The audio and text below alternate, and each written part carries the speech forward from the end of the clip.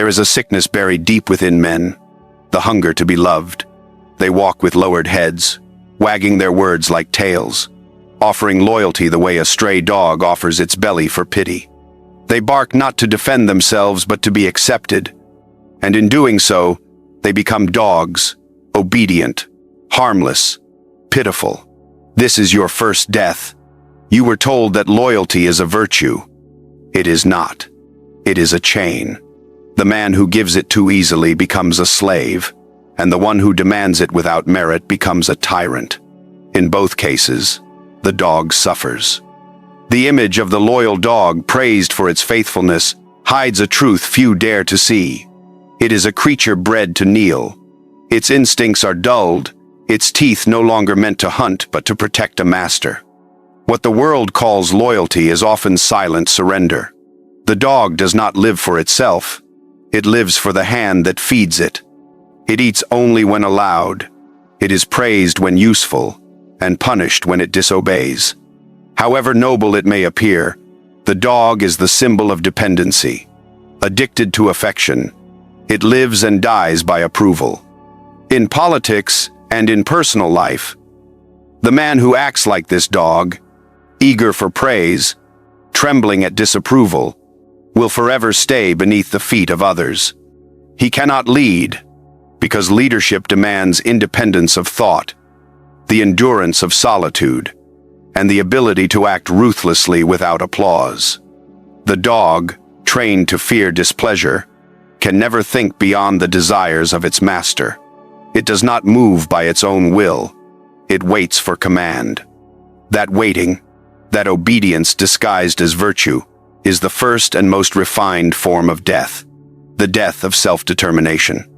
Such a man cannot survive among wolves and lions.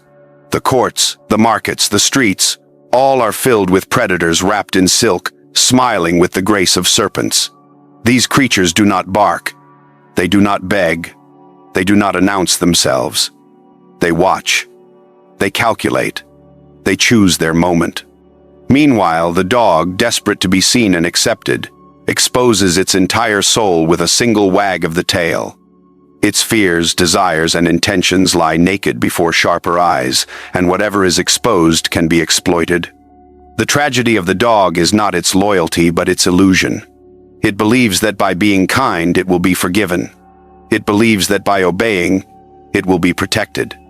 It believes that by being harmless, it will be loved forever. But love fades. Circumstances shift. Masters grow tired. And when danger arrives, no one shields the dog.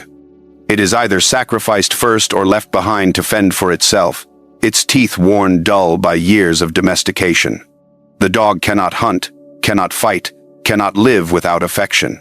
It becomes a burden, and burdens are abandoned. In times of war, the dog cannot defend the gate. It barks to warn, but lacks both the courage and the cunning to strike. It relies on others to do what it cannot. And because of this, it must never know fear. To be without fear is to be powerless. Power is not measured by how loved one is, but by how dangerous one appears. The man who carries the heart of a dog cannot demand respect. He only receives pity. But pity builds no empires. It brings no victories. It cannot stop the blade at your throat. The worship of the dog's traits, its loyalty, its obedience, its gentleness, is a tool used by the powerful to maintain control.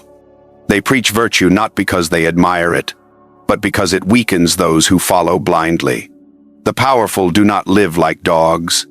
They only teach others to do so. They smile as the dog guards their wealth, fights their battles, and serves their ambitions, all while believing it fulfills some noble purpose. Yet nobility without autonomy is merely another name for servitude. To see the depth of the dog's captivity, look at how quickly society turns on it. A single bite, even in self-defense, and it is called dangerous. Disobedience earns abandonment. A question toward its master is a death sentence. The lesson is clear. Obedience is never rewarded. It is expected, and when it ceases, the illusion of worth collapses. The servant who forgets his place is not corrected. He is erased. Thus, the dog becomes the idol of fools and the tool of the cunning. Its loyalty is paraded as virtue, its obedience mistaken for moral strength, its eagerness to please dressed as nobility. Strip away the sentiment, and what remains is a creature trained to crave approval, to bow at the smallest hint of displeasure, and to trade instinct for comfort. The dog was not born to serve, but it is quickly broken to do so. It is a slave pacified by affection, and the man who imitates it shares the same fate. The man who chooses the life of a dog believes that safety is found in comfort, in compliance, in never posing a threat. He fears conflict more than humiliation, punishment more than mediocrity. He learns to predict the needs of others before they are spoken, not out of wisdom but out of fear. Fear of rejection, fear of abandonment, fear of being seen as dangerous. His tongue is quick with apologies. His eyes always search for permission. He does not move unless given a signal. He does not speak unless invited. He walks through life under the illusion that harmlessness is the highest form of goodness, when in truth, it is the fastest path to irrelevance. The man with the heart of a dog lives chained by the opinions of others. He feeds on praise and withers under criticism. A single compliment lifts him. A raised eyebrow breaks him. He cannot endure pressure because he has never known solitude.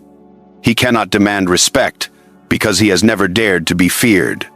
He clings to the fantasy that loyalty will protect him, that kindness will bring influence, that submission will lead to advancement. But the world does not bend to such illusions. Power respects only those who act without asking, those who take without waiting, those who stand alone without trembling. Look closely and you will see that the ones who rise in courts, in councils, in markets, are never the most eager to please. The eager are tolerated, used, and discarded. The dog is invited to the banquet, not to dine, but to sit quietly beneath the table.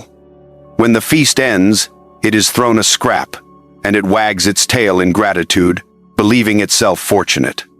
It calls this life noble. It mistakes proximity to power for power itself.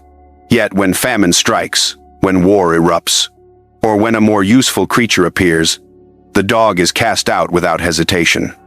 Affection is never necessity. The dog lives under the rule of those who do not live like dogs. A king does not kneel before his subjects. A general does not seek the approval of his soldiers. A master does not apologize to his servant. The natural order of command is built on distance, on discipline, on the readiness to act without consent. The dog, by contrast, cannot bear the weight of solitude, of disapproval, of silence. It needs to be seen, to be called good, to be told it belongs somewhere. And that need is the very cage that keeps it tame. The tragedy of the dog is that it cannot see the chain. It believes it is free because it is not beaten. It believes it is chosen because it is fed. It believes it is loved because it is tolerated. The moment it disobeys, reality reveals itself. The chain tightens. The hand that once soothed becomes hard. The voice that once warmed turns cold. It is not love that binds the dog to its master. It is fear disguised as loyalty. This creature is trained to confuse acceptance with survival. It is not honored. It is conditioned. It obeys not because it agrees, but because it has forgotten how to choose. Watch the dog in moments of crisis. When the master is gone, when danger creeps close, when hunger drives in, it does not know what to do. It paces. It waits. It whimpers. It cannot act on its own because it was never taught to act. It is praised for obedience and punished for initiative. It learns that its instincts are unreliable, that safety lies only in submission. So in crisis it fails. It freezes from fear or panics in confusion. It proves useless to itself and to others. It traded claws for comfort and lost both. On the stage of power, it is not the sincere face that rules, but the mask. The most effective mask is the wolf. The wolf is more than predator.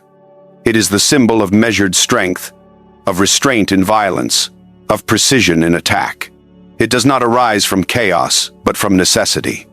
In a world where men tear each other apart with words, with laws, and with false virtue, to walk openly as a wolf is folly.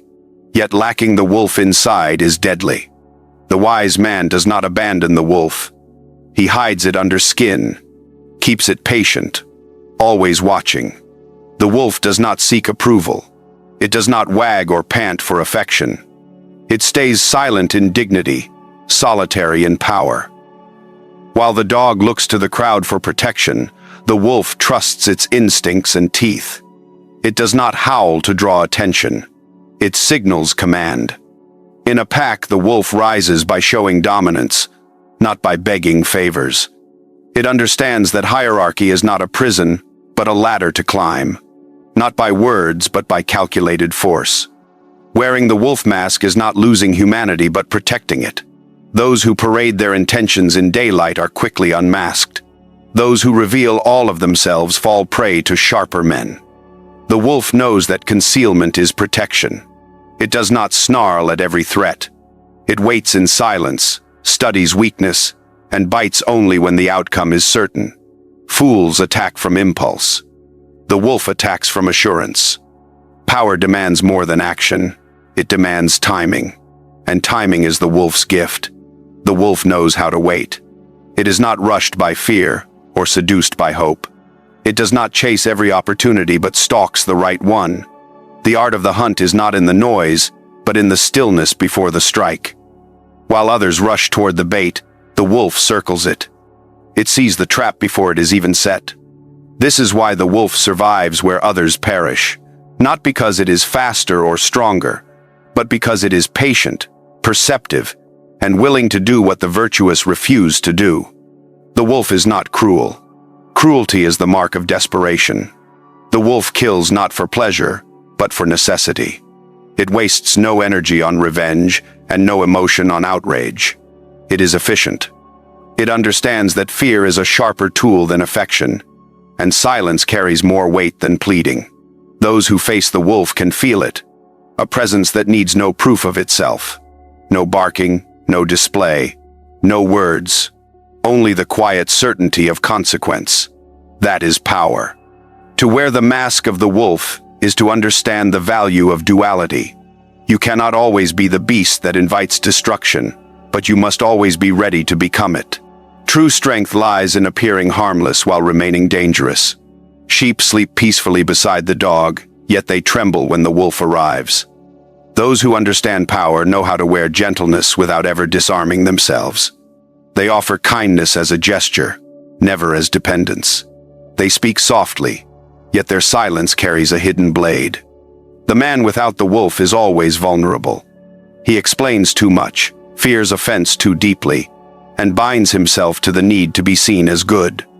The wolf cares nothing for perception, only for outcome. It does not debate morality with the weak. It does not justify its nature. It acts, and its actions define it. In that, it is free, not because it stands above others, but because it is not chained by their judgment. To understand the wolf is to understand the necessity of the mask. The world does not reward those who reveal their true selves. It devours them. But the one who knows when to show his face and when to bare his teeth is untouchable. He is not ruled by impulse or driven by need. He manages his presence like a weapon, always sheathed, always ready. Loyalty is spoken of as if it were a crown resting on the head of the virtuous. Yet this illusion was crafted by those who profit from obedience, not by those who grasp the nature of power. Loyalty in its purest form is never freely given. It is a chain fastened around the neck of the giver. It binds a person not to an ideal but to a master, not to principle but to dependence.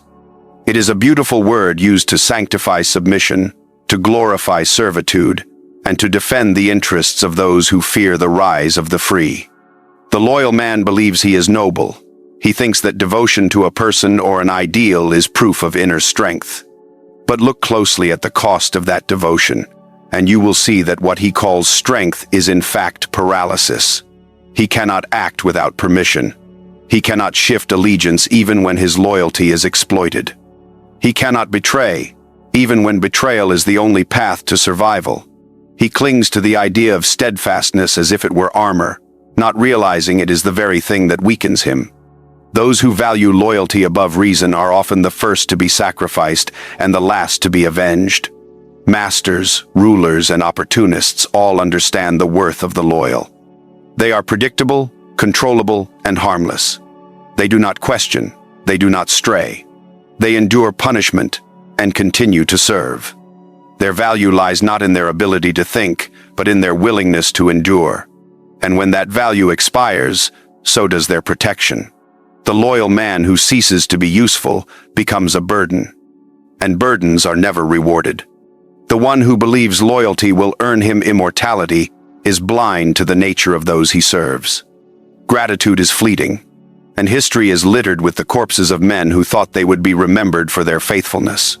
Loyalty only has value when paired with intelligence. Loyalty without leverage is the surrender of a life without conditions. The wise understand this. They offer loyalty as a loan, not as a gift.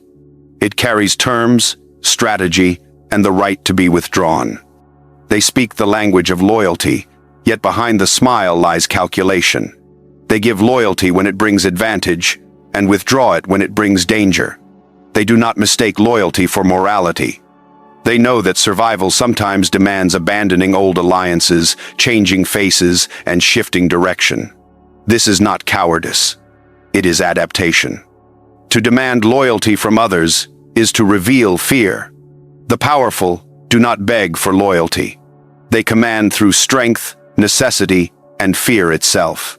Only the weak appeal to loyalty as a virtue, hoping emotional chains will hold what iron cannot. And only the foolish give loyalty blindly, without knowing whether those they serve would bleed for them in return. To be loyal to one who would not risk for you what you risk for them is to wear a collar and call it a crown. Worse than loyalty to a person is loyalty to an ideal, for ideals are even less loyal than men. They shift with the wind, collapse under pressure, and are often tools in the hands of those who exploit the naive. A man who remains faithful to a hollow ideal is like one who stays inside a burning house because he once called it home. Principles, like loyalty itself, must be examined and abandoned when they no longer serve survival. The dead are not noble. They simply decay, praised by those clever enough to live on. Those who rise to power, wealth, or freedom do not climb by being loyal to everyone. They rise by being loyal to no one unless it serves their purpose. Their loyalty is selective. Their oaths are temporary. Their faith is reserved for themselves. They form alliances, not bonds. They make deals, not promises. And when the tide turns, they are the first to adjust their sails. This is not dishonor. It is understanding. The man who dies with a reputation for loyalty is remembered briefly, often by those who replace him. The one who survives by breaking the chain is not remembered as loyal, but as alive. The world, dressed in the garments of civility, does not answer kindness or submission. It responds to strength. It bows not to the gentle, but to the dangerous.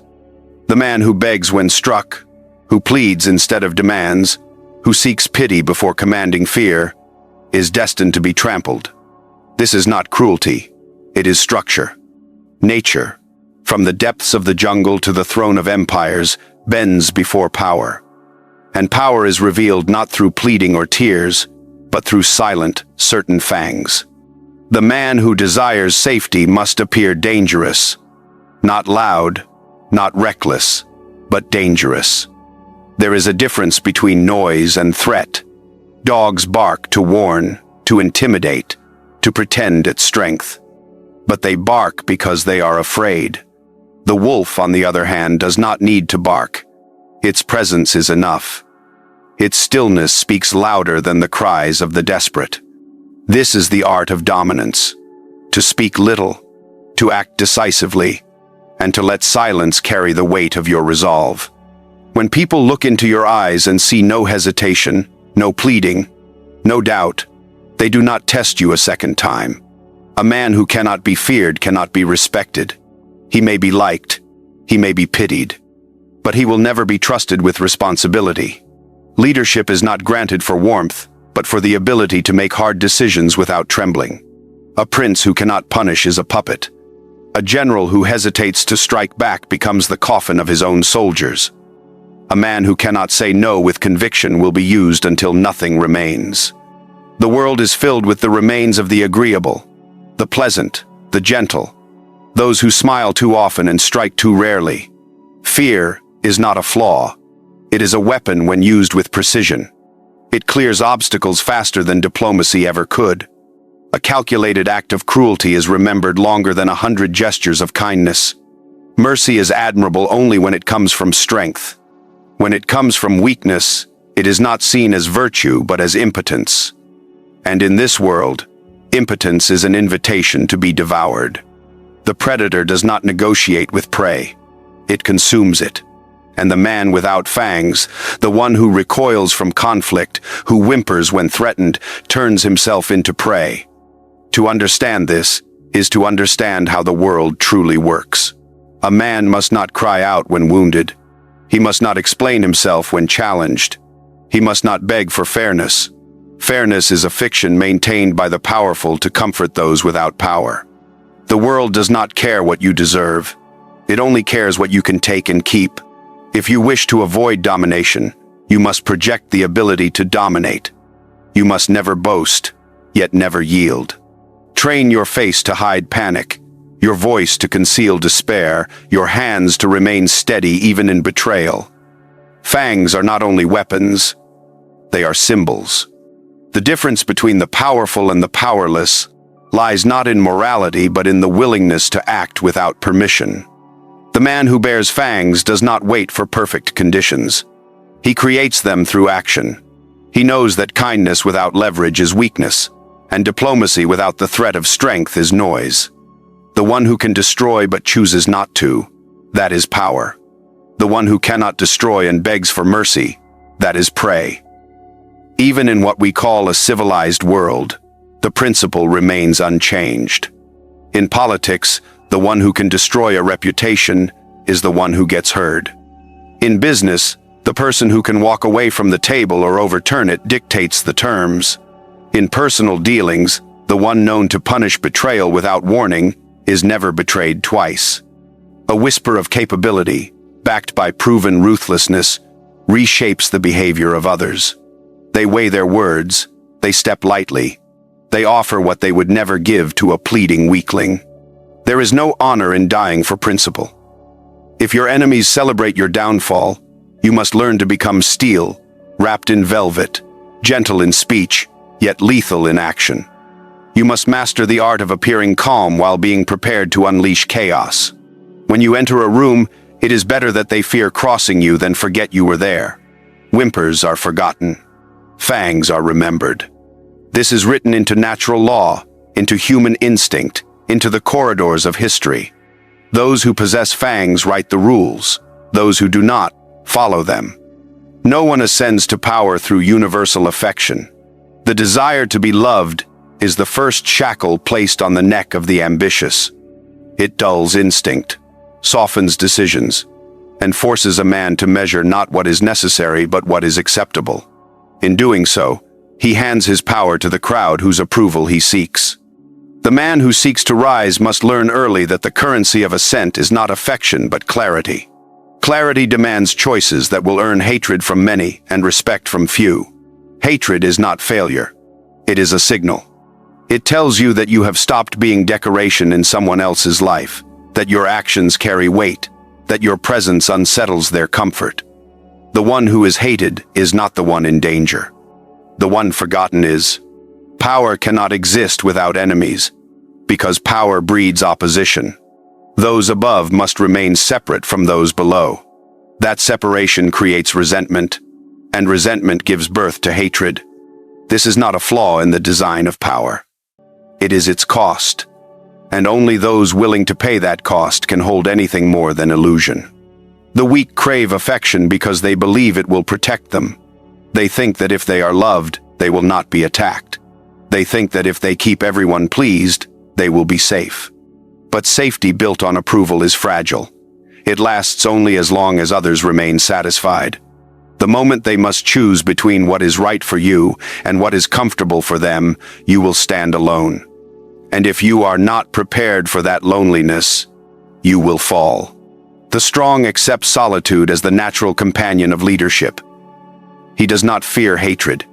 He calculates which hatred is necessary. Better to be feared than loved if you cannot have both. Few can sustain both without contradiction. Love is conditional. It rests on illusion and expectation. It demands display, consistency, and restraint. One mistake and love turns cold. Fear endures beyond mistakes. It persists after affection fades. It keeps people in line even when they no longer agree with you. It sharpens obedience and silences betrayal. When fear is combined with respect, it becomes the bedrock of unshakable power. Willingness to be hated frees you from the court of public opinion. It lets you act on your own terms. It lets you move without explanation, punish without apology, speak while others stay silent. It lets you seize what others are too timid to touch. Those who are remembered, the rulers, the founders, the revolutionaries, all bore hatred in their time. Crowds spat on their names. Colleagues whispered against them. Enemies called them monsters. History does not ask whether they were loved. It asks whether they won. He who tries to please everyone becomes harmless. He softens his words, pleases both sides, avoids offense until he becomes invisible. Compromise swallows him. He forgets how to say no. He becomes an instrument for others to impose their will. He is praised until he is no longer useful, then discarded with polite smiles that once lauded him. Affection is theater. The moment you stop performing, the crowd disperses. Decide what matters more, the illusion of harmony or the reality of progress. Real progress in politics, in business, in life, always comes at the cost of someone else's comfort. You will be called cruel for being effective. You will be called arrogant for refusing to explain yourself. You will be called heartless for cutting bonds that no longer serve you. Let them speak. Their words are the sound of your assent. They are not judges, only an audience bitter that they did not dare the same. If nobody hates you, you are not leading. You are following, or, worse, standing still. Hatred is the storm you must walk through to leave the earth behind. It will come from below, from those who desire your place. It will come from the side, from those jealous of your speed. It will come from above, from those who fear you might replace them. The one who stops because of the wind will never see the view from the summit. The road to dominance is not paved with gentleness or adorned with crowd approval. It is carved by sharpened intent, forged through discomfort, and sustained by a merciless refusal to be tamed. The world does not reward the harmless. It uses them, silences them, or forgets them. To rise above the crowd, you must not only refuse weakness, you must hunt it inside yourself and kill it. The dog, eager for affection, obedient, brittle, must die so the wolf can emerge. A creature that does not beg, does not whine, does not wait for permission. A creature that knows survival is not granted but seized. Let others seek virtue in submission. You, if you dare, must become what they fear to name. Not for cruelty, but for mastery. Not to wreak mindless destruction, but to never be destroyed.